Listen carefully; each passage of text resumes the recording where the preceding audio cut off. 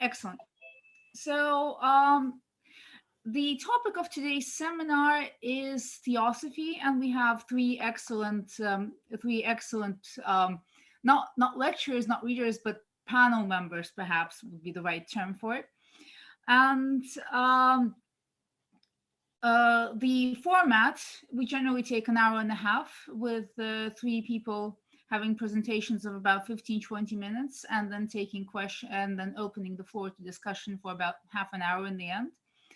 The format is relatively flexible so long as you don't infringe too much on other people's time.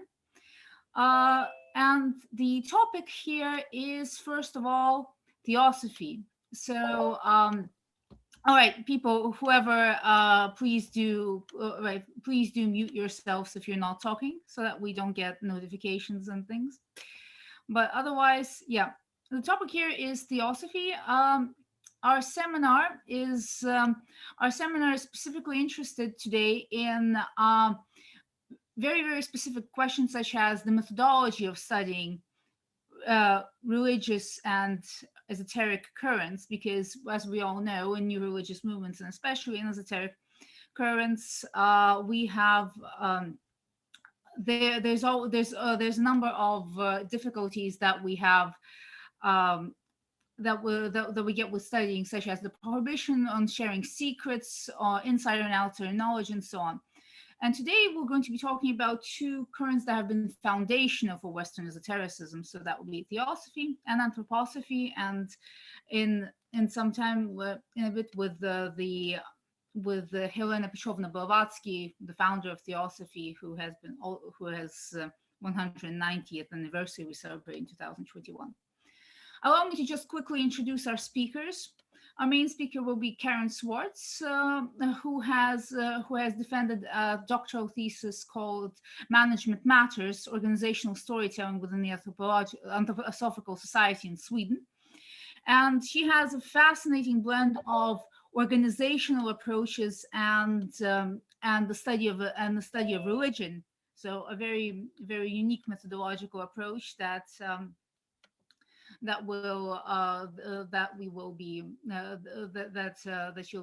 she'll be employing today. And she is very interested in traditional forms of religiosity in the West and how they interact with popular culture also. Our second speaker is Olaf Hammer, a professor in the study of religion at the University of Southern Denmark, who is, I mean, if you've ever studied the New Age, you've probably read Olaf's work. So he's particularly interested in how spokespersons for religious currents such as New Age, Theosophy, and so on interact with dominant discourses of mainstream society, how they defend their claims, how do skeptical outsiders view them, and so on. And finally, our speaker is Marina Alexandrova, who is of the University of Texas and who specializes in Russian imperial history, and as well as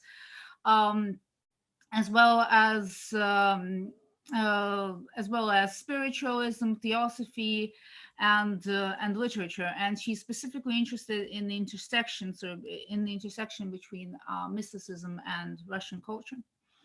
So I think I've given this a brief introduction. So without further ado, Karen, if you're ready, please take it away.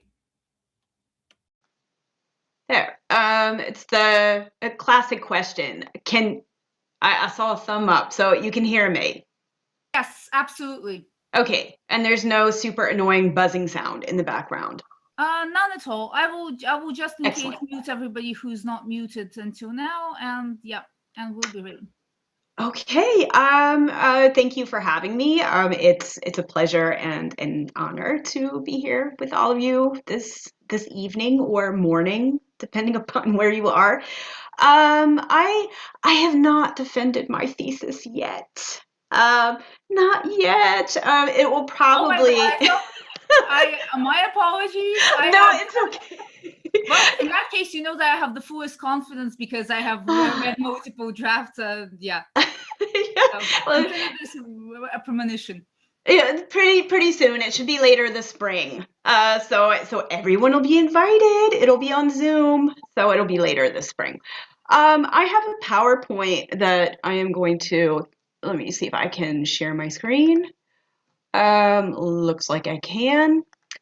And share, and then I do my, okay, I always confuse my, where is it?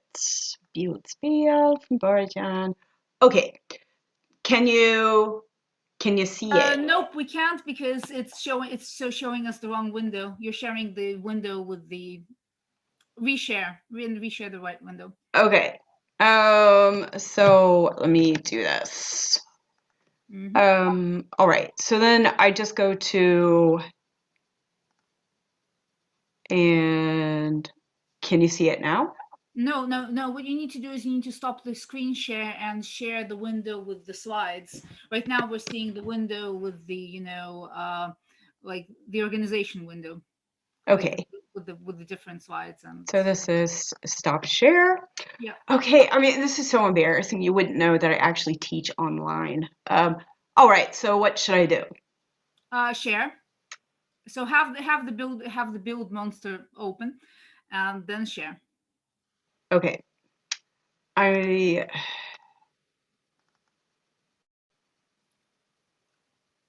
Still no. Basically, you need the Flamboyant open.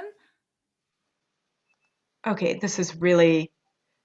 Can you see my screen as it is Yes, now? we Do can you see. see? Yes, we can change it to this. So if you just click through the slides. Yeah, okay, we're just gonna do it this way. Okay. Yeah, So thank you for your patience. So I appreciate it. So anyway, I've just decided to sort of in a preliminary way entitle this 1 foot in and 1 foot out, a success story and a cautionary tale. And so I'll just tell you about the work that I've done and just different things that I've learned from it. And so during the next 10 or 15 minutes, I would like to just talk a little bit about a research project that I did related to anthroposophy. I will talk about my position in relation to it in the field work that I did and how I feel that my relationship to anthroposophy helped me conduct this project, and also how it at times made it difficult or even just a bit annoying. So I'll be more specific about that, and also just end it by just a classic question of like, what would I do differently now, knowing what I do now, if I had the chance to do it all again. So basically, what I did is I did a PhD project about the anthroposophical movement in Sweden, and it's entitled, as Katrina mentioned, Management Matters: Organizational Storytelling Within the Anthroposophical Society in Sweden. And anthroposophy came to Sweden almost instantaneously after it was founded. And it grew into a rather large movement in Sweden. I think the first institutions, anthroposophically inspired institutions, came to Sweden in the 1930s. And it had somewhat of a golden age. There's almost like a little anthroposophical colony, one could say. It's about 50 kilometers outside of Stockholm, and it became a little bit of a headquarters for the anthroposophical movement in Sweden. And it had a bit of a golden age, I would say, somewhere around the 70s and 80s, and this coincided with the countercultural movement, the rise of the countercultural movement. And I would say somewhere around the turn of the 20th century into the 21st century, the movement started to go into a period of decline within Sweden. A lot of these institutions still exist, but they were very connected to a handful of charismatic leaders. And when these people disappeared, the movement had just a harder time sort of sticking together. And I mean, there's also other reasons that the movement is experiencing trouble. That there's societal changes, of course, that have brought trends with it that people just aren't interested in joining anything anymore. The membership of the Anthroposophical Society, not just in Sweden but around the world, is like the age is going up and up and up. And yeah, it's just tough times. So what I went out and did is I was just sort of curious to get an idea of people who had been involved in this movement, their self-understanding of the like what had happened, the development of the anthroposophical movement in Sweden, how they perceived the present situation, and also how they envisioned that the future of anthroposophy in Sweden, what it would be like. So I have viewed these stories. I have approached the Anthroposophical Society like an an organization, like you might approach any type of like a secular organization as well, because they operate in similar ways. And so I viewed the material that I collected by doing 40 plus interviews and several years of participant observation. I viewed these as organizational stories, and I've analyzed them as such to look at the sense making and sense giving aspects in these stories, how people understand. Yeah. So anyway, I've talked about this enough, but I mean, this is what I have done. And as when we do field work, of course, we enter the field um, with where we're not like a blank slate that just goes into the field. And so for, I guess, what is relevant for this, a little bit of who I am. Like I conducted this project as somebody who grew up in a home where there were Steiner books everywhere. This is my mother here. So I always find it interesting that she looks, to me, she looks a lot like Blavatsky, but yeah, she was very interested in anthroposophy, and she was somewhat of an omnivore when it came to esotericism. She was interested in pretty much everything. She's no longer living, but I got this from her. So this is me, little teeny tiny Karen. So I grew up with this, and I retained an interest in Rudolf Steiner and his work as an adult when I left home. So, and while I carried out this project, I was employed by several anthroposophical institutions. I'm a teacher, for instance, and worked in a Waldorf school for quite a few years.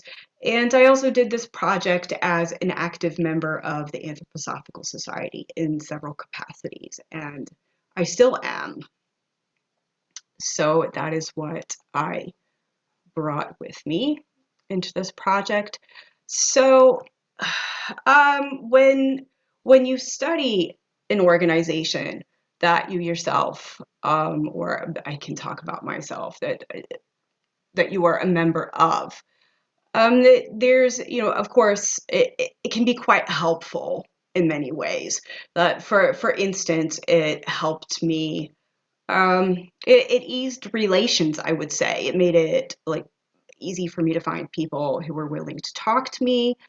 And I think this is true of many new religious movements, that it's not always easy to find like a way in. It's not easy to get people to talk to, especially if it is a group that has received, as anthroposophy has, quite a bit of negative media attention.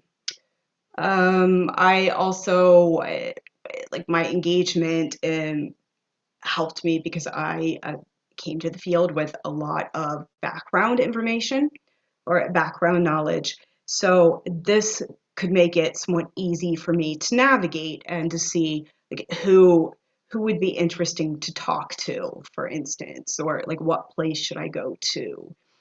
And then also when I would attend some sort of a social event, or if some like a meeting, for instance, um, that I sort of I knew what I knew the terminology, that I knew there's a ritualized form, of course, that a lot of these types of meetings take, and so I could orient myself in that quite easily. So I would say that that helped me along the way.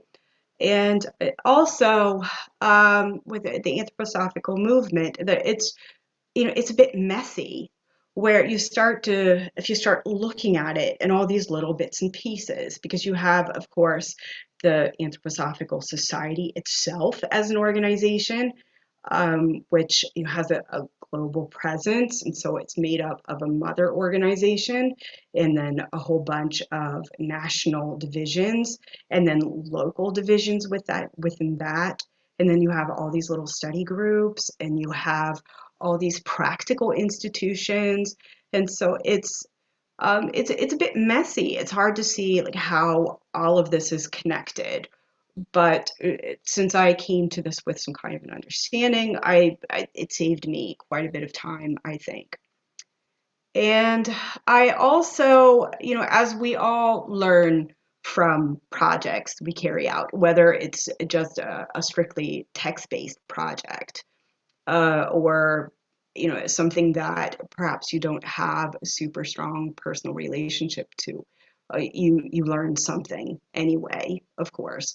But for me personally, it changed my own relationship in rather complex ways to to anthroposophy and to its founder, um, and also to questions, maybe like existential questions, I could say, that I had had with me like from childhood. So I learned an awful lot from this. Cons. Yeah, I mean, of course there are. And, in some sense, there's blind spots, because if you come to a place or a meeting, or it's like to meet somebody, and you have, in some sense, like a script with you in a way, because you feel like you know exactly what's going to happen, there's a potential that you miss things. So that, of course, is a con. Um, and it can be a bit like, non-technical term here, but like socially awkward. Like in some ways, it can be socially uncomfortable, because from the inside, of getting like 500 questions from anthroposophists about why I study anthroposophy as a religion, which is, from their point of view, it's something it absolutely is not. So that's sort of is interesting to navigate those kinds of questions, where you keep your integrity as an academic, as a researcher, but you kind of have to do it in a sensitive way, of course. Yeah, from the outside, from colleagues, where there's a double standard, I think, where certain things, that if I would say something about anthroposophy, all of a sudden I would be warned that I might be regarded as too sympathetic. But while the same sorts of things didn't seem to be true of them, or comments they would make. So this is where, it's these two things that can be a little like exasperating sometimes. Um, and then also, I mean, this list could be a lot longer, but just for some things here, the last one I have on the list is it can be painful. It can be a little painful at times emotionally, to find out, perhaps, um, like perhaps something you really didn't want to really didn't want to know. Where if you have a certain picture, for instance, of like a historical personage, and then you find out something about them that like maybe isn't super savory, that it can be like, oh, it can hurt a little bit. Um, so, so yeah, it can be a little emotionally sad at times. So, I'm just going to look at my clock. Yes. So, lastly, what would I have done differently if I could do this all over again? And I mean, like in one sense, of course, when it comes to the project itself, as a straight up project, of course, there's things I would have done differently. But when it comes to having the relationship I do with anthroposophy, I would say not a whole lot. That I wish in general, um, and I think this would have been true of any project I had chosen to do, I wish I had spent more time actually enjoying it than just wanting it to be done so I could, run on to the next thing. So I feel that now that I'm almost on the other side of it. I think in this particular case, and meeting the people I met at the time that it is in this movement, where there's a generational shift occurring right now, and I wish I would have done more to encourage people that I had met to preserve their history. Where, for instance, some of the key figures in this movement in Sweden passed away while I was doing this project. And there is, or well, now this is changing, but there had not previously been an archive in Sweden where materials were stored, and a lot of stuff would, when somebody died, just wind up in a dumpster or thrown out. Um, and this is, of course, I mean, it's very sad. So I wish I had done more to encourage people to preserve what they had.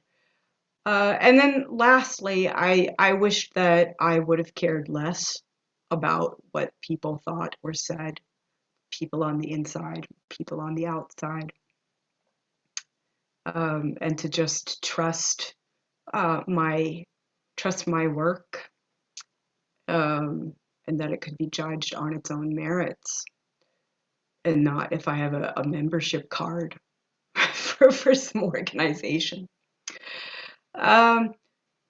So anyway, this was like me zooming through this PowerPoint. I appreciate your patience and understanding with my technical ineptitude. And I look forward to my colleagues' presentations and to any questions you may have. All right, thank you. Questions? Right. One thing that I've had a request to say between the speakers, just very, very briefly, because I was one of my colleagues reminded me that I didn't really introduce the workshop for academic religious studies properly, because for us it's so self-evident. We're a Ukrainian research organization of scholars of religion, which basically started as an inter-university, inter-organization, meta-organization, where we meet and work on projects together and generally hold educational things such as these methodological seminars or lectures, or meet the religious figures series of seminars, and so on. So yeah, we're fairly active in generally in promoting the study of religion and in holding like internal seminars that are mostly of interest to scholars of religion like this one. Right. Apologies for the brief intermission. Olaf, please, you're up. And yeah. Thank you very much. I will see if I am any better at sharing my screen and starting up the PowerPoint, and I will try my very best. And the answer is no, I could not do that. So in terms of being technically inept, I think we can all compete here. Let's see. This might be the right one. And do you see what I see on my screen? The Yes, actual we do. first slide. We do. It's worked. So thank you very much for inviting me and the other panel members on this date that is so appropriate for an occultist/esoteric movement, 02/02/2022. It could not be more numerologically appropriate than to have this little gathering today.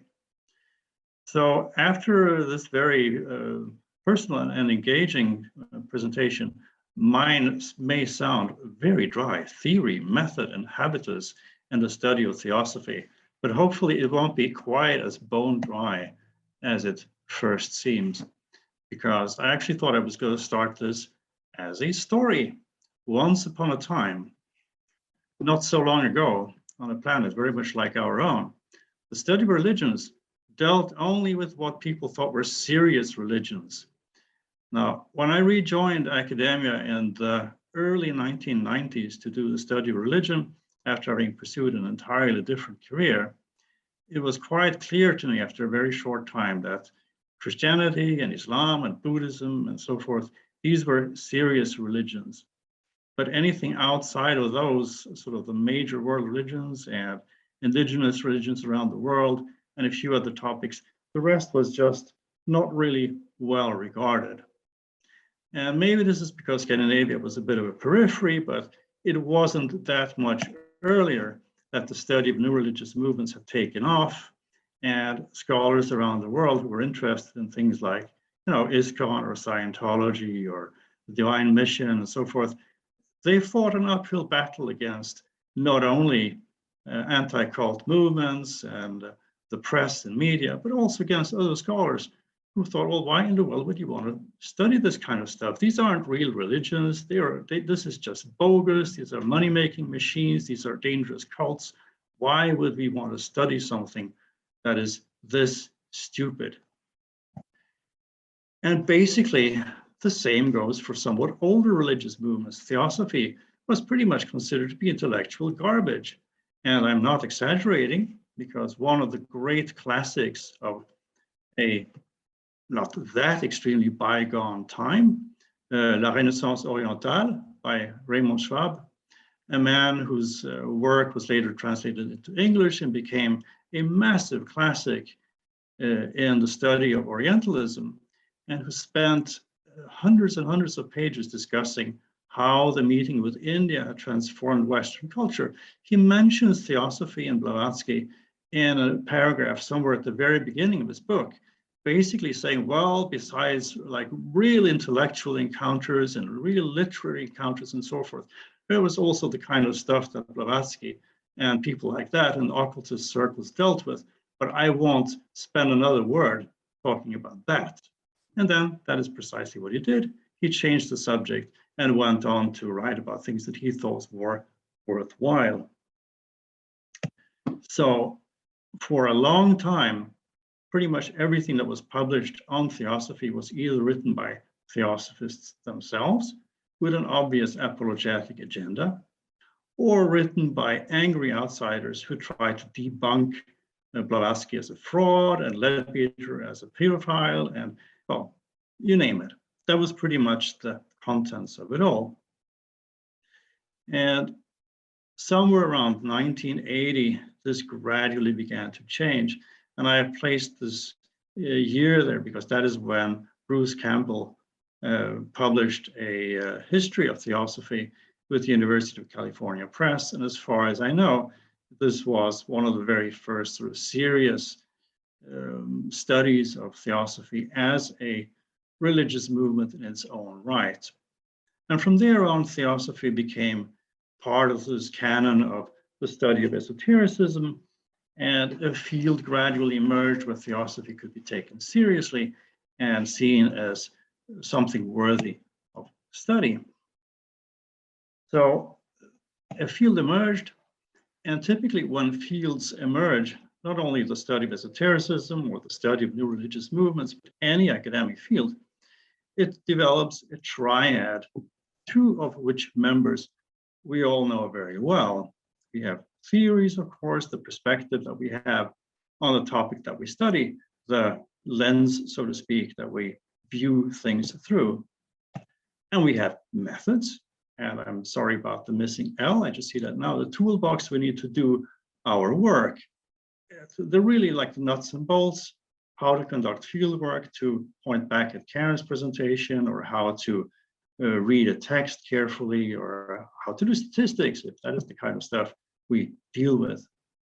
But then my contention is that there is a third component of a field, and that is what Bourdieu, and this is the only time I'm going to name drop what Bourdieu called habitus, and which he rather obscurely defines as dispositions towards a certain practice. And you might well ask, what in the world is that?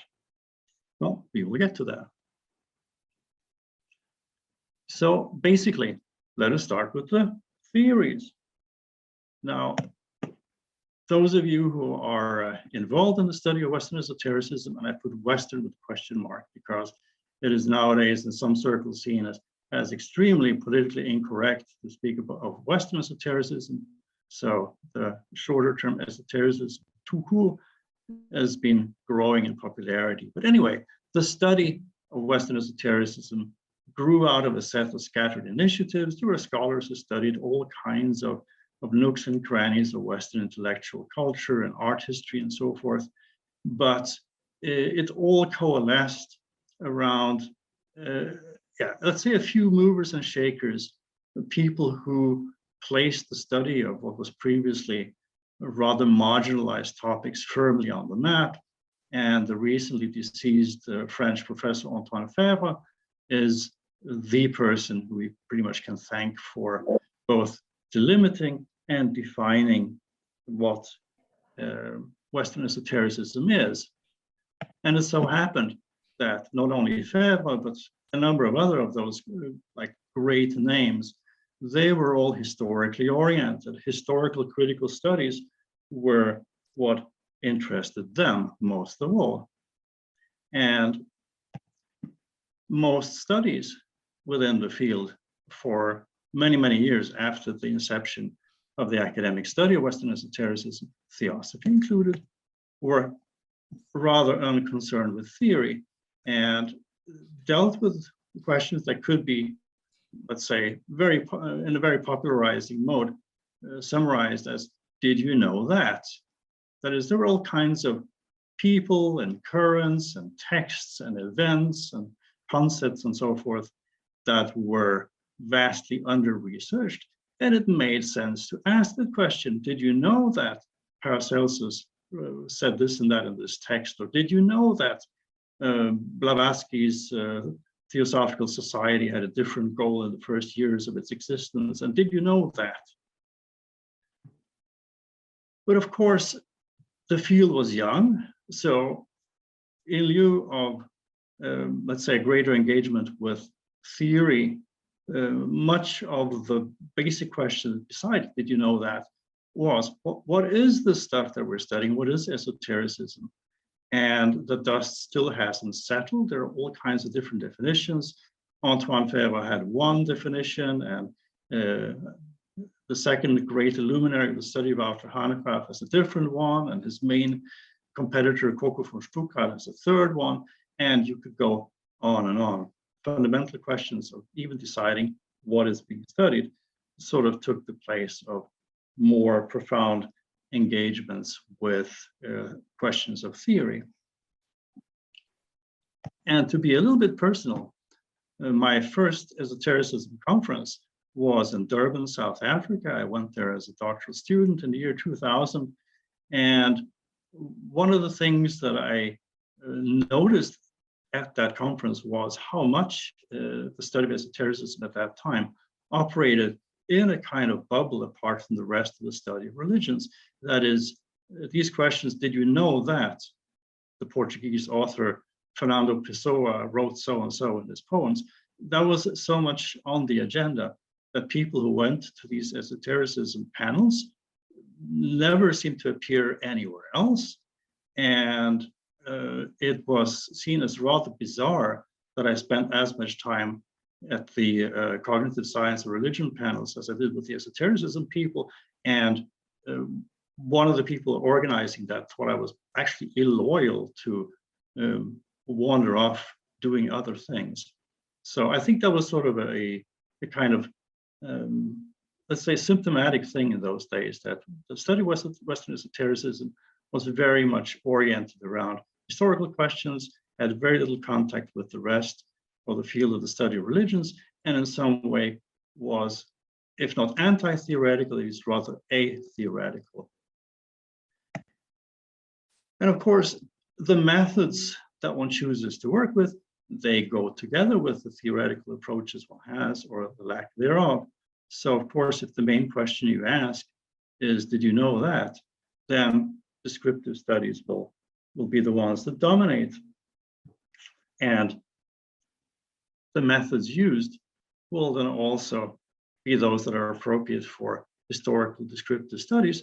That is the historical critical method used in, for instance, producing philologically accurate versions of texts with various variants and so forth.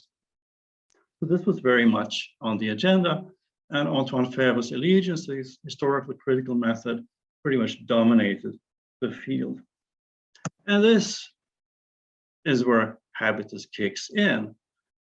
Predispositions towards a certain practice. That means basically what people do, not out of any particular necessity, not because it, for instance, is obvious that if you have a religion that is historical and no longer practiced, you can't do field work, but rather the kind of contingent practices where somebody decides that, well, we should go about this by doing historical descriptive studies, and the rest is sort of not really that interesting. And people latch on to that, and this becomes sort of the dominant mode of doing research for no better reason than that's because that's the way it's always been done. And there is a lot to be said for historical studies, especially in a field that at one point in time was so new and where many things needed to be uncovered, to just put like some kind of mileposts on a map. But Bourdieu's point with uncovering habitus in social interaction is that a habitus blocks our view of other ways of doing things. If we've always done things a particular way for no particularly well thought out reason that is just ingrained in us, it blocks our possibility of seeing that things could be done differently. And I think, for instance, that the study of theosophy, which has generated lots of excellent historical and historical descriptive studies, would have looked very differently if people who approached the topic in the 1980s, 90s, and so forth had conceptualized it as this somewhat older and more settled new religious movements, because they, in their little field, have a very different habitus. Most scholars of new religious movements have a sociological training. They ask different questions. They ask questions like, who becomes a member and how do you get kicked out and how does leadership function and why do the numbers of adherents grow at certain times and why do they lose members at other times, etc., etc. So I am old enough to remember those times, but I also think that over the last maybe 10 years, perhaps 15, there has been a gradual change, especially with younger people coming into the field. And out of the cocoon of the habitus of looking at esoteric currents from this historical and largely descriptive point of view, new perspectives are emerging. And I would like to end here with basically just some ideas what could be done and some pointers at what is being done and what has been done recently. For instance, questions like, this is a thing that is typically studied by scholars of new religious movements. They're super interested in charismatic leadership, what happens when charismatic leaders die, how are people persuaded to continue as a part of the organization, and so forth. And these are, of course, perfectly relevant questions also for an older and more settled new religious movement, in this case, Theosophy. The cognitive study of religion, I was convinced back in 2000 in Durban that there would be a fruitful exchange someday between these two fields. And today, we in some sense have it. We have people who work with precisely this interface. We have gender studies. A few years ago, barely anybody looked at that. Today, it is a blossoming field with numerous younger scholars looking at the way in which femininity or masculinity or questions of queer identities and so forth are negotiated in various forms of esoterically based religious movements, to use a hybrid term. We have post-colonial studies. I mean, there are forms of history that are not at all just descriptive. We have something called entangled history, for instance, especially in the German-speaking world, that looks at the ways in which various transnational encounters are negotiated and how power exchanges go in both directions. And I think here Theosophy has, in a greater and greater degree, been studied from this specific perspective. We have lived religion. Karen's approach, I think, in some sense has to do with lived religion, not so much what the movers and shakers of a movement write in their texts or what doctrines are about or so forth, but how ordinary people on the ground, how they negotiate their everyday lives in some kind of a field where they, on the one hand, live together with all the rest of us who are not, in this case, theosophists, but on the other hand, also have an allegiance to their movement. And we have classics of the study of religion, such as ritual studies, which I think is super pertinent for any number of esoteric currents, even for such a cerebral religion as Theosophy. I think ritual studies has its place. And of course, material religion. Every religious movement manifests itself in objects and buildings and clothing and so forth and so on. And all of this is being studied to a greater extent today than it was perhaps 10 years ago. So I think the study of Theosophy and other movements within the same kind of let's say, stream of ideas has progressed significantly and is opening up and breaking out of its habitus. And more is being done and will be done. Now that, ladies and gentlemen, that was my presentation. Thank you so much. All right, and reminder that we take questions after the three presentations are done. So Marina, if you are ready, please do take it away. And yes, you can write questions in the chat if you don't want to formulate them on the fly. We'll take those as well. Please take it away. Mm-hmm. Yes, hi. Thank you so much for having me. I'm very excited to run some ideas by you, but share my own approaches and also maybe problematize some of the terms that we're using in the study of Western esotericism. So I guess my observations is more like an invitation to a dialogue or a conversation. So I'm, again, very excited to talk about these topics because studying the dissemination of the ostensibly secret knowledge is highly problematic. And Karen talked about that, the issues of access. So this is what I also want to address today. So what kind of challenges does it pose for us as historians of the movement, if we identify as historians, of course? First of all, it's access to records and manuscripts and archival documents and materials, as well as the knowledge possessed by practitioners of our specific, I don't want to call them religions, because as Karen mentioned, that yes, we oftentimes say that anthroposophy or theosophy are religions, but the founders would fight against that definition. And while a modern scholar of these traditions may be free from political agendas or institutional biases or desires to embellish specific historical figures, Our challenges lie in the areas of access to materials and knowledge that is deemed sacred or secret by the practitioners.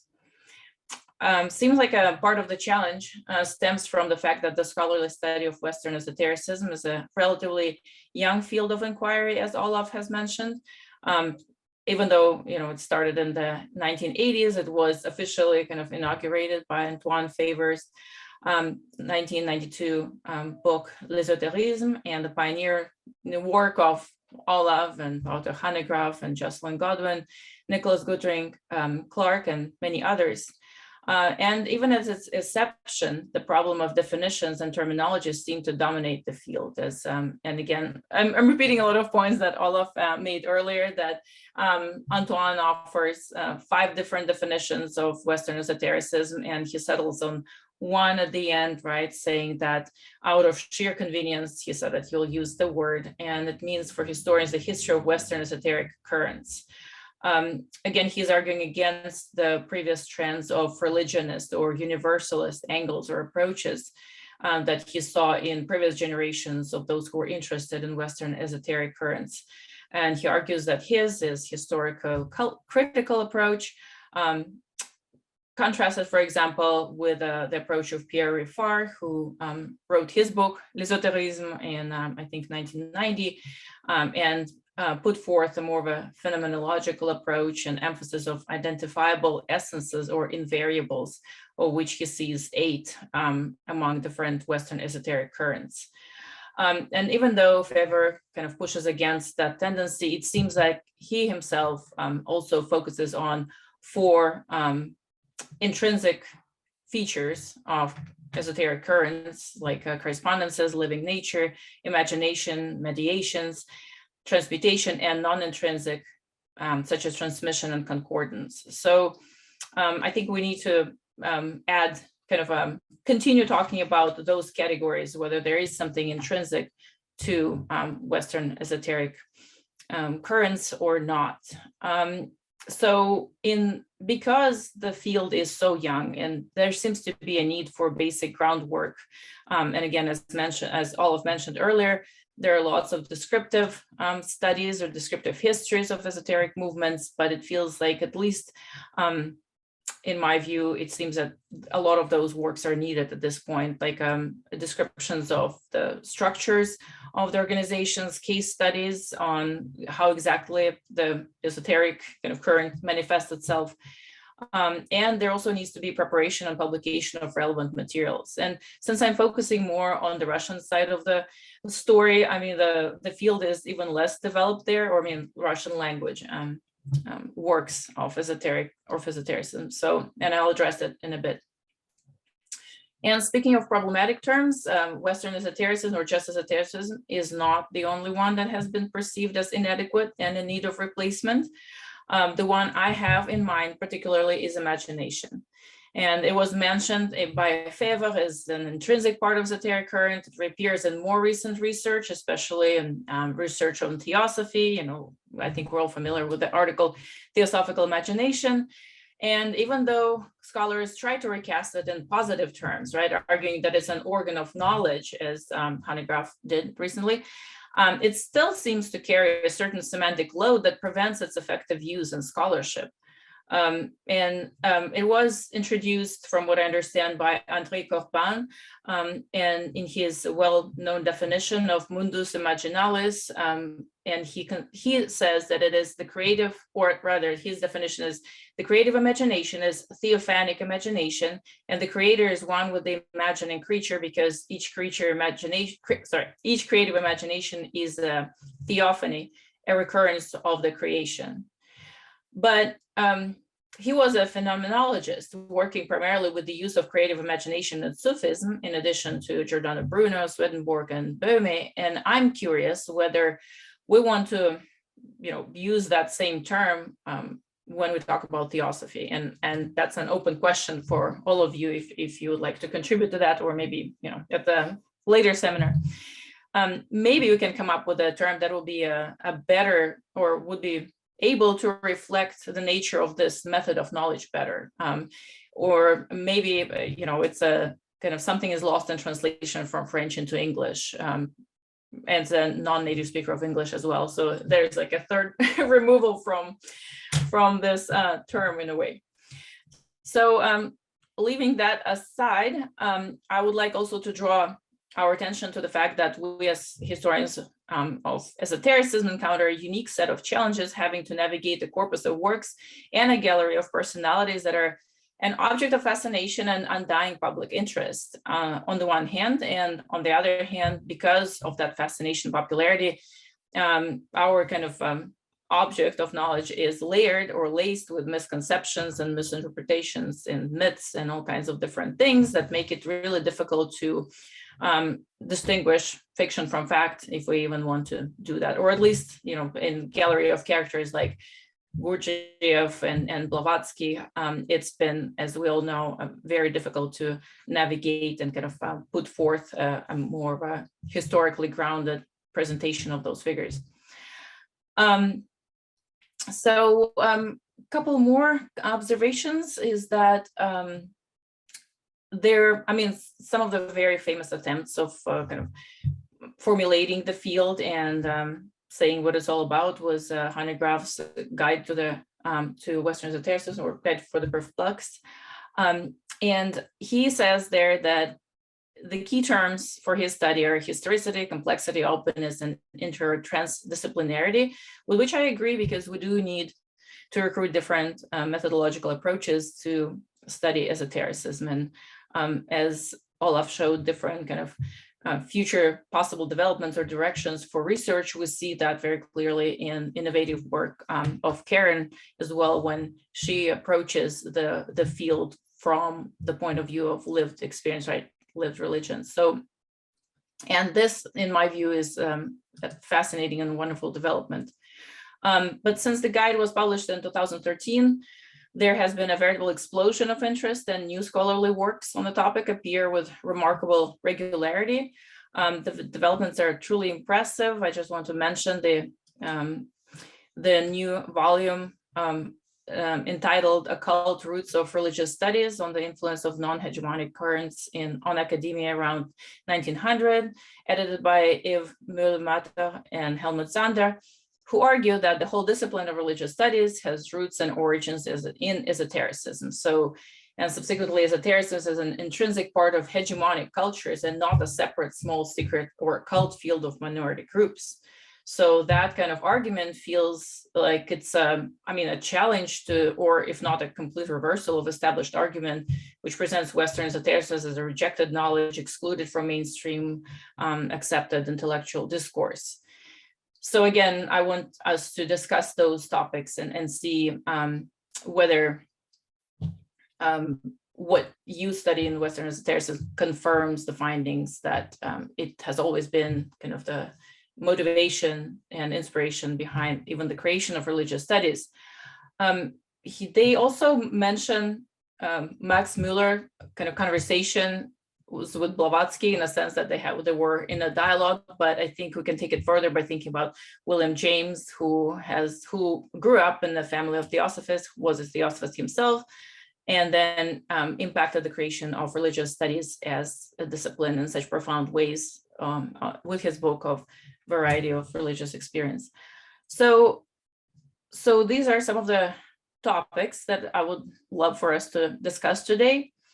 And in terms of specifically theosophy, I just wanted to also foreground some works as the Handbook of the Theosophical Current, edited by Olaf Hummer and Michael Rothstein, and Tim Rudboggs and Eric Rienberg-Sand's edited volume Imagining the East. They're most fascinating and exciting developments in the field that truly bring together this interdisciplinary approach that I think the study of esotericism needs. For kind of a self-disclosure, I come from the field of literary studies, so I was trained as a literary scholar, and love theory, but I'm more trained to read text closely. And so my initial interest in Blavatsky was because of the brilliance of her travelogues. So from a literary point of view, I think they rank really high among the gems of Russian literature, and were published in the journal where Tolstoy and Turgenev and the likes were published as well. So, but from that kind of and the interest in Russian spirituality at the end of the 19th century, beginning of 20th century, kind of emerged my couple of my projects right now that I'm working with on. And I will share my screen to kind of illustrate my own challenges and kind of joys and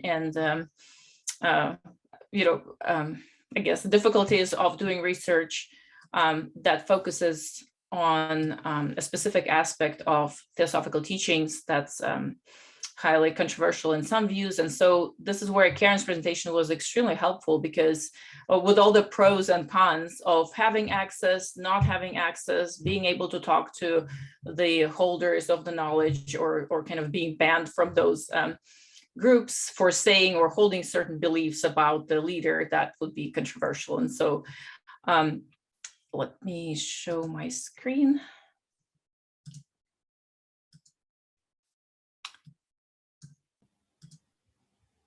Okay. Yeah, hopefully everything works. Okay, good. So I have just a couple of slides. So my controversial topic is communication with the Mahatmas. And we know that it's been at the core of a lot of discontents, if not scandals and rifts and breakups within Theosophical societies. So even like from the point of view of the institution, it's a problematic topic, right? But then how it's interpreted by subsequent generations of Theosophists is yet another thing. So they were first described by Helena Blavatsky in a number of her works. And even though communications with kind of unseen entities was nothing new in different religions, she perceived Mahatmas to be real people. And again, her interpretation of Mahatmas changes through the time, and we don't have time to talk about all of those complexities.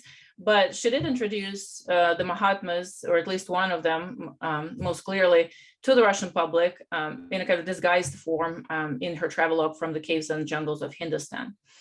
And so that kind of introduction of Mahatmas then found its further elaboration in, and I'm just skipping forward, in the writings of so-called the White Sisters of Soviet Russia. So, and most importantly, in the works of Concordia Antarova, who is my kind of the most recent subject. And she is extremely interesting, especially because she was writing during the 1930s and 40s in the Soviet Union, when the religion was banned, theosophy was banned, lots of theosophists died in camps or had to leave the country or go deep underground. So how do we study a legacy that's kind of double removed from us, right? So not only it's secret or sacred knowledge, but also it's banned by the state. So not many archival documents remain at all. And so what we have at our disposal is her novels, or at least, one big novel, Two Lives, that was written secretly or precipitated or dictated by the other, by her teachers. And then her very public career as an opera singer in the Bolshoi theater. So they're just this kind of double personalities to her, and very few people knew about her occult interest and the fact that she was the author of several books. But she also introduced some of her teachings, or teachings precipitated by the teachers, through her work on Stanislavski, because she was a big supporter and kind of popularizer of the work of Stanislavski. And so she was his student, and then wrote a book of memoirs about his teachings over years. So why is her example so interesting and difficult as well? So here are some of the quotes from her famous novel, Two Lives. And I'll just read the one on the left for you. So understand one more indication that the great God or Lord of our planet, Sanat Kumara, ordered me to explain to you the one on whom the eyes of God rested, having freed him from all the general laws of the movement of people, taking him into his direct employees, must live not on earth, but in two worlds, clearly understanding that he lives in the world of heaven and works in the world of earth. Keep the name revealed to you here always alive in your heart, turn your prayers to him, and holding the hand of the teacher, the closest mentor and helper, walking with him in the labor of the earth, know with whom, where, and how you cooperate. So sounds very esoteric and very, very enigmatic, right? And this is a set of instructions that was given by one of the characters of the book, the ascended teacher, in which we recognize the Theosophical Masters very easily, to the protagonist, who is based on the young Leo Tolstoy. Again, the novel is completely does not have any historical kind of pretenses, so it doesn't try to propose a kind of a realistic portrayal of 19th century Russia, and yet she puts together kind of the two trends. So does this work become a kind of a devotional work? Is this a self-help manual on how to survive kind of in two worlds, right? In the world of reality and the world of the unseen teachers. So a lot of readers of that work perceived it as that kind of manual, right, of spiritual survival in the very kind of specific atheist settings of the Soviet Union. And that novel obviously could not be published, and it was spread and circulated through handwritten copies among friends and trusted members of those circles. So when I look at this novel, for me, what's interesting as well is how this knowledge was transmitted, because there were just a very well, if they were discovered to be distributing this novel, they could face prison sentences and a very direct threat to their survival. So how did those circles function and preserve the lineage within such intensely restricted cultural milieus, right? Political milieus, social milieus. So, so that's what I find very kind of fascinating and interesting further avenues of research here. So to look exactly at lineages of transmission of that knowledge. And what we have right now, again, in addition to the text by Antarova, is the memoirs, some kind of fragmented notes from the participants of the movement that we still have access to. They mostly were published by Delphis, so the publication that collected, it was a publishing house and a journal that published notes and articles about esoteric works of during the Soviet times and beyond. So, so these are, and as Karen mentioned, a lot of practitioners and holders of the knowledge are dying. So one of the kind of my contacts in that movement is already 82, and she says she doesn't have that much energy kind of to engage in all those projects. So, and the pandemic intervened as well. So in my own research, it's been complicated by several factors of access or problematic access, because I cannot go to Russia right now and do research. I mean, hopefully next summer, but haven't been able to go there since 2019. And also having access to people who could share that information with me, because I'm hoping that I will be able to interview them and add that to the research project, added to my article. There's a third kind of complication is that, again, what Karen was saying, who is deemed worthy of that information and of access, and again, you know, not being a practitioner of theosophy, or not belonging to those circles, I'm not sure that I will be given all the access to the material and information. So, and I guess to finish my little kind of collection of notes and thoughts, is that a study of theosophy is further complicated in Russia by the influence of Agni Yoga by Helena and Nicholas Roerich, and complicated in the sense that oftentimes they are studied together, or rather Agni Yoga is supposed to be, or is viewed as something that is kind of a practical implementation of theosophical principles, and kind of occludes the teachings of Blavatsky and theosophy. And this is what I found in my research so far, that those who write about those topics tend to be what they call Roerichites, so to speak. And so kind of the practitioners of Agni Yoga, or those who have allegiances in that field. And so though they preserve the legacy of Blavatsky, she's seen as not kind of a very important thinker in her own right. And it could stem from the history of Theosophical Society in Russia in the beginning, because it took the turn towards kind of the ADR headquarters and followed in the footsteps of Besant and Leadbeater, rather than, you know, going back to the pure teachings of Blavatsky, whatever that may be. So, so I offer this as my work in progress, and I'm curious to hear your comments, and thank you so much again for your attention. All right, thank you to all of our speakers for an absolutely fascinating 3 presentations that also complemented each other very well. So we actually have a lot of questions in the chat. I think I'll just go through them in chronological order. Whoever else wants to have a turn, please either wave at the screen and I'll write them down in the chat, or write down your questions.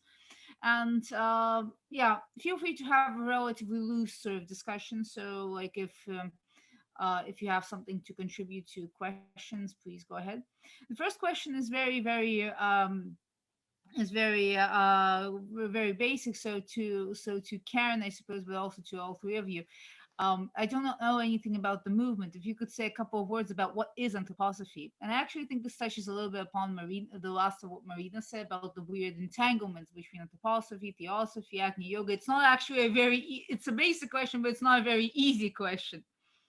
So perhaps you could comment a little bit about like where it is in the taxonomy of religion. Okay, I am actually going to like play a really dirty trick, and I am actually going to call on Olaf to answer that question, because he is the soundbite man. So he will do this like far better than I will. So. Well, I think you you overestimate my abilities of making sound bites.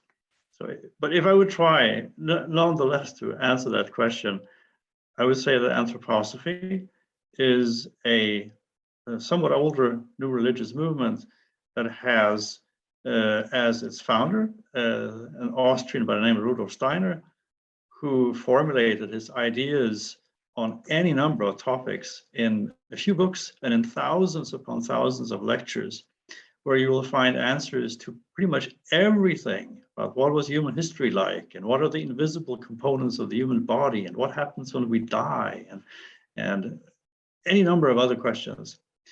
And around that, there are also all kinds of ritualized practices, for instance, ritualized agriculture, ritualized ways to educate children, and so forth and so on. So it's really a pretty shitty explanation of what it is, but it is like a fully fledged religion with all kinds of different aspects, and it would require far more time and far more patience than I can expect of anybody to give a more full answer than that. Thank you. If we've got anything else, and the comment from Paulina that Ray Steiner, he was also part of the Theosophical Society prior to developing many of his teachings. So this is one of the reasons we actually have them together in the seminar. Yeah, because it is a pretty complex thing.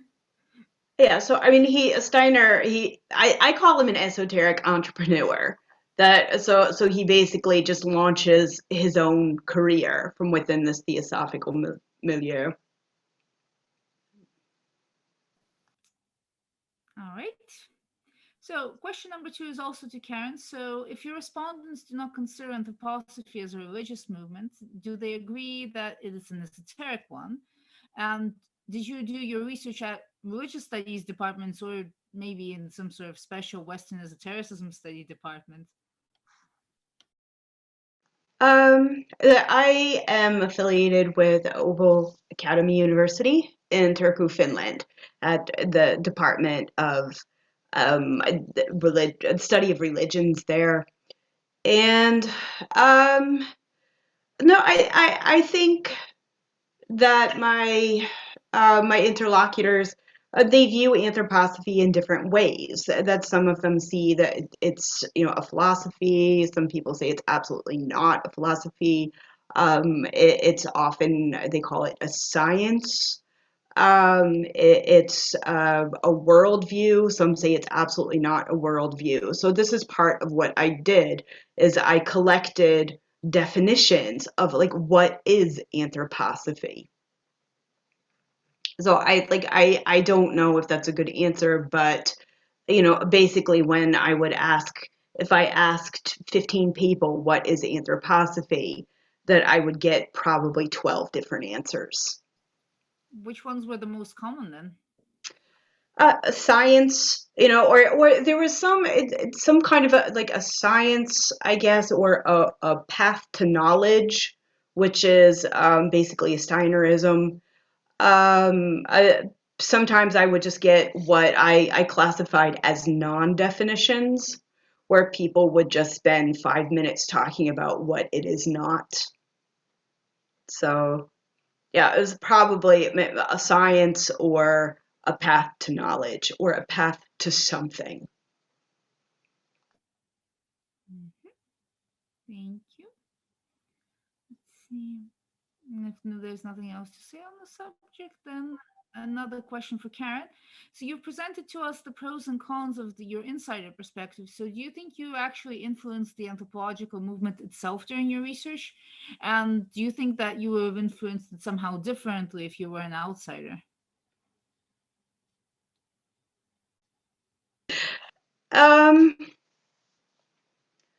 Well, I think, yeah, in some sense, because when you go, I think we all do, that if somebody comes in, regardless whether they're inside or outsider, and starts asking questions about things, that it influences the ways people think, and then it can then go and influence the way things are done.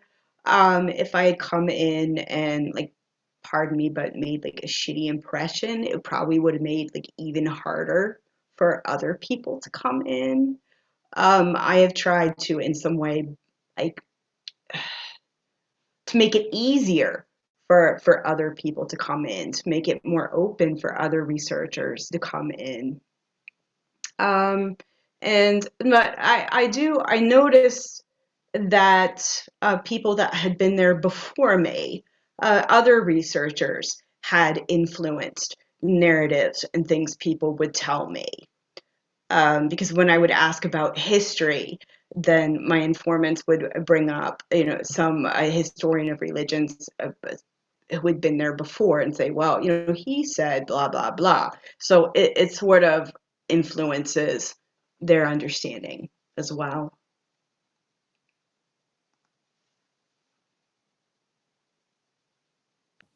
Thank you.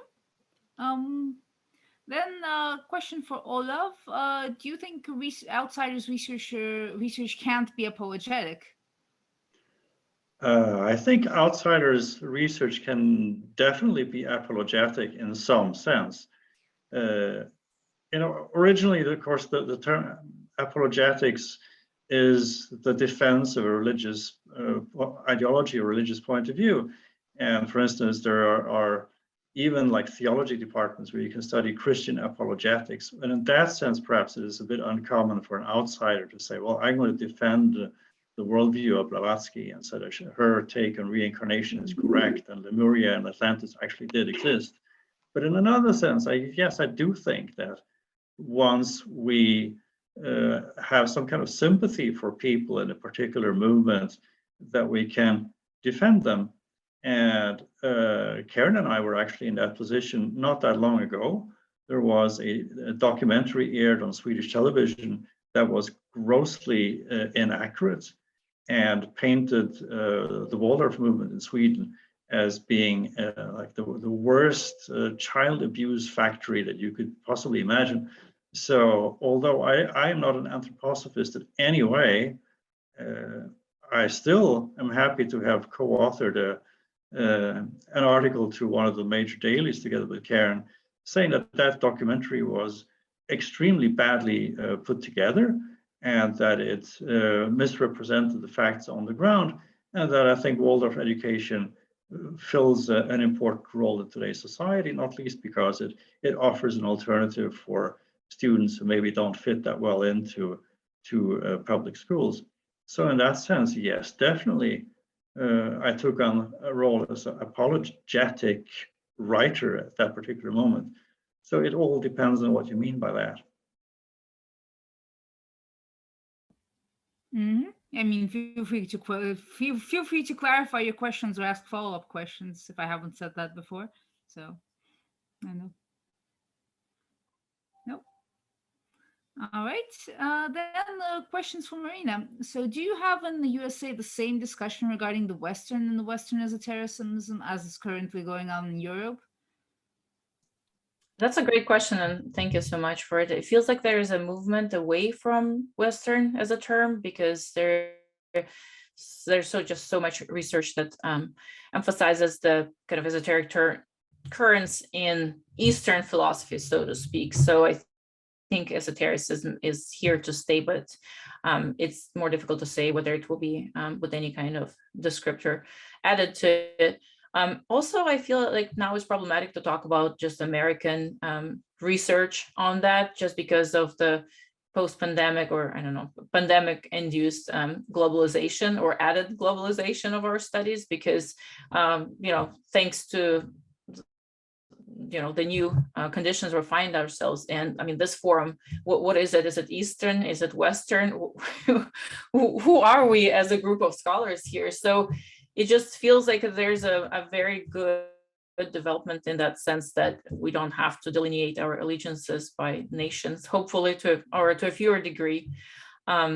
So that's why I don't think we can talk about, I mean, maybe in early 2000s, yes, there was a focus on kind of a more American, or rather American type of research, but now it feels that there's just a lot of collaborations among different scholars. I'm also interested to see new developments of studies such as yoga and esotericism. And so Keith Cantu's work in that sphere, because he brings together kind of what we think of as Western esoteric thought and how that reflects on whether, or being inspired by yogic philosophies and teachings coming from that area. So I see that there is just such an urgent need for more better terms than Western esotericism. So curious to see what Karen, Olav, or others think about what could replace the old and inadequate term esotericism, if it needs to be replaced. I mean, I'd like to add a little bit to that, maybe, because we here, especially, this is a Ukrainian seminar, and Marina works on Russian history. So we are especially in a position where we have been classified as alternatively East-West, and we have been in this weird position where we've had several lines of transmission from Eastern philosophy directly into the Slavic area because of Russian imperial interests, and the fact that they were far more lenient on Eastern studies. It's actually, I actually think it's a very big shame that Eve did not know about this and didn't invite a couple of people like Pahomov, or maybe yourself, or Kapranov, or because there's an immense amount of research on the impact of Eastern esotericism on Western, on sort of the history of religion in the Soviet world, which was So and actually, this sort of leads into these unexplored ties. Next question, into the next question, because it's also to Marina. And is Nadezhda Kostomarova, was she relative of Mykola Kostomarov, the Ukrainian historian and co-founder of the Brotherhood of Saint Cyril and Methodius? I'm not sure, so I'm curious to see if anyone knows about those connections, but would be very happy to hear. And I'm glad that Katerina brought up the kind of the imperial and colonial interest, and that's absolutely true for the study of Blavatsky's legacy, because of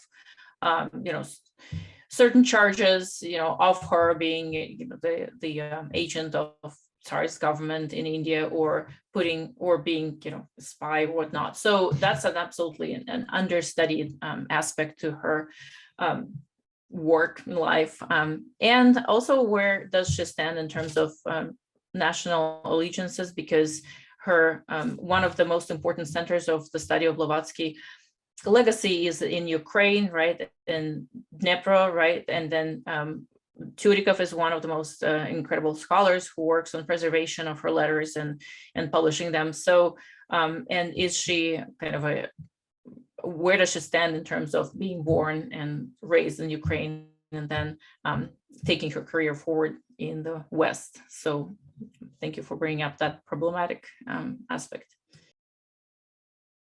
No, thank you. Thank you for working on it. I mean, I personally think literary studies is a fascinating thing, and I could probably talk your ear off with a bunch of questions about that. But first, before I start talking people's ears off, I'd like to ask if there's any more questions that we haven't already answered in the chat, or suggestions, or perhaps reactions from the panel members to each other. Alexandra, go ahead. Could you guys explain me how do you use that term apologetic or unapologetic attitude? I didn't understand what it means. And yeah, I wrote that it's basically rhetoric that argues for somebody, like saying, okay, but these people aren't actually bad, and it's often associated with people who are insiders also, like you belong to that group, obviously you're trying to make them seem nice. So it's about the bias of the person. So the outsiders can be very hostile, and the insiders can be too biased and say that they are good people, basically, right? Yes, this is one of the biggest sort of like tensions in the field, especially in the field that's not universally socially accepted. Like nobody's arguing with the idea that a Christian priest can write about the history of Christianity, right? But have an esotericist write on their history of esotericism, and you're going to get some people going, Okay, thank you.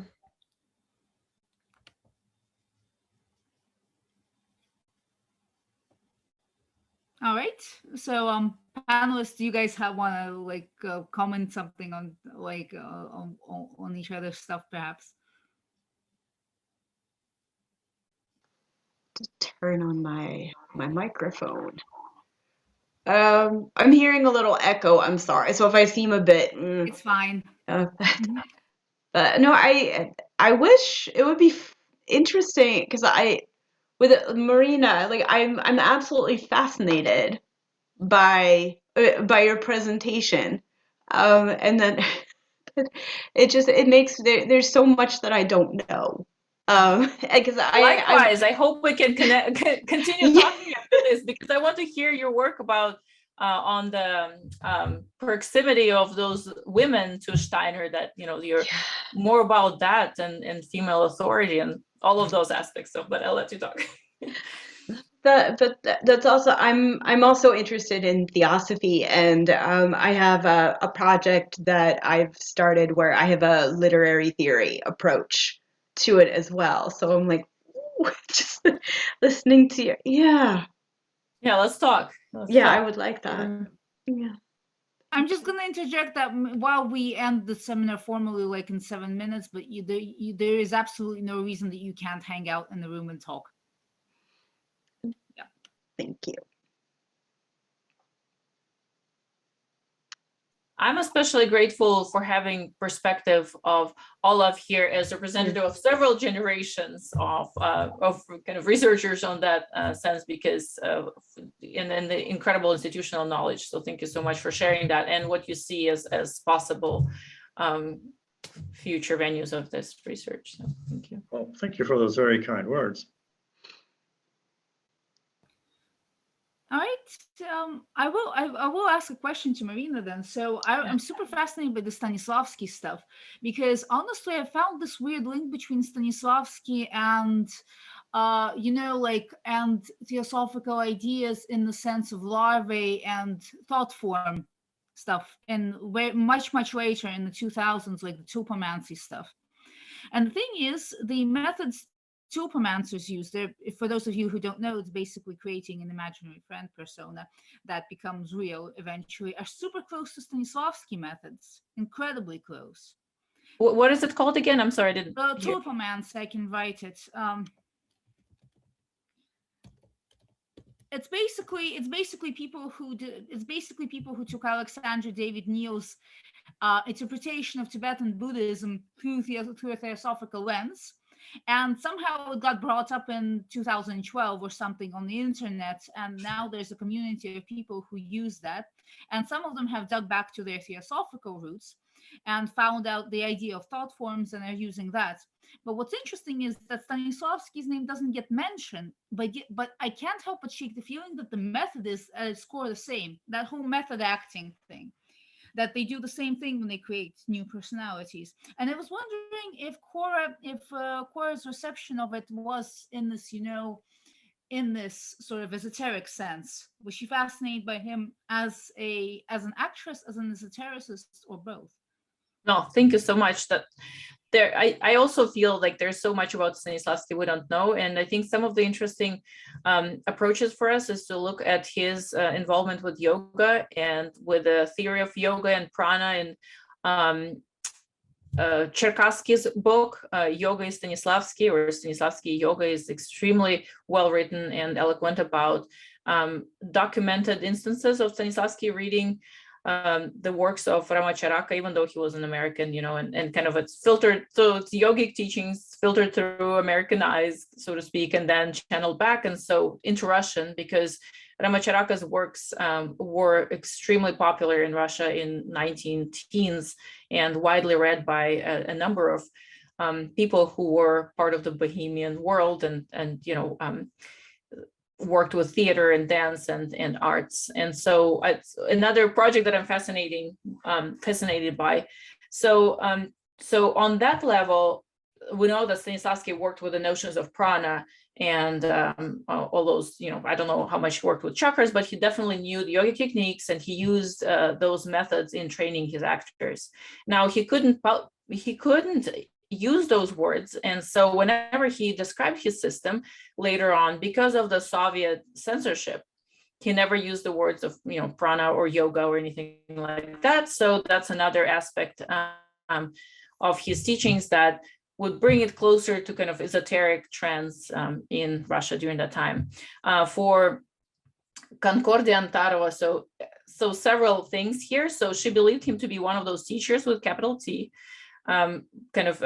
reincarnation of or having that special connection, but not very far, not very far in that kind of hierarchy, because the way she describes him in that novel, Two Lives, because here appears there's this passionate, tortured kind of a giant of thought who doesn't know what to do with his amazing gift, and so he's just like running around and gets into all kinds of predicaments, because she describes kind of the Shambhala, she doesn't call it that, but a group, or rather like a domod, like a resort and boot camp where different chelas on different stages of development, or students or disciples get together and get trained, get intensive training in on their spiritual journey. So Stanislavski was one of them, including Blavatsky. And Blavatsky is also portrayed as this hysterical lady who has extremely strong mediumistic powers, but almost kills some of the other characters because she would just touch them and they will be like, shaking because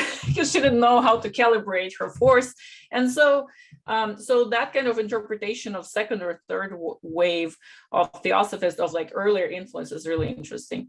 And so on the on the third hand, she also made a lot of practical steps in preserving Stanislavski's legacy. So she created this Kabinet Исследований, so this study kind of entity within the theater, within the kind of the structure of theatrical world in the Soviet Union during that time. So how she worked in the real world, so to speak, and on the spiritual plane, because she believed that she could receive messages from her teachers and then channel them to others. So others, like I didn't get to that, but a famous Soviet Indologist, Tyulyaev, having this scientific career, as we say, scholarly career, he also believed that he was a disciple of Antarova. So there was that kind of, emic-etic tensions as well, and combination of what Karen was saying, like they wouldn't be saying it out loud because they would be ostracized for various reasons. But then he wrote it in his memoirs that he felt that he was privileged to be a disciple of Antarova on a spiritual level. Wow. That's all I have to say for that piece of information. I'm just sort of going, wow. Thank you. All right, our time is presently officially running out, but I generally, but if anybody wants to stay and just talk shop, you're generally very welcome to do that. And especially, it looks like people do have calls to talk shop this time around. So, if you want, Ruslan, if you want, you can hand over the host to me, and I'll keep it open as long as we need. But yeah, the No, formal you part is are open, good is in that. over. Thank you. Mhm. Yeah, the formal part is over. Thank you very much, everyone. And thank you especially to the speakers for both fascinating discussions and for excellent timekeeping, which is not always the case. So, yeah, thank you, everybody. And yeah, official part is done officially.